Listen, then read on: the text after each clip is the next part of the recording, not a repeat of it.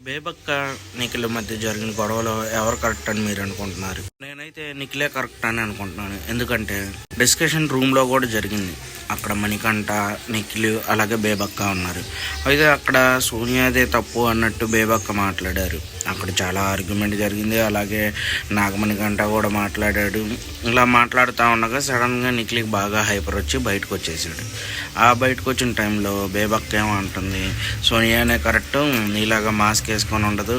లోపలేమో సోనియానే తిట్టింది, మళ్ళీ బయటకు వచ్చి సోనియాతోనే పొగుడుతుంది. అయితే ఈ విషయంలో మాత్రం బేబక్క డబల్గా ఆడుతుందని అనిపించింది. మీకు ఎలా అనిపించిందో కామెంట్లో చేయండి. ఎందుకంటే ఓ పర్సన్ని లోపల బాగా తిడుతుంది, అలాగే బయటకు వచ్చి మళ్ళీ ఆ పర్సనే బెస్ట్, మాస్క్ వేసుకొని మాట్లాడదు, బాగా మాట్లాడిద్ది, నువ్వే మాస్క్ వేసుకొని మాట్లాడుతున్నావు అని మళ్ళీ తన కెప్టెన్. ఇప్పుడు మీకు ఎవరికి తప్పనిపించిందో కామెంట్లో మెసేజ్ చేయండి.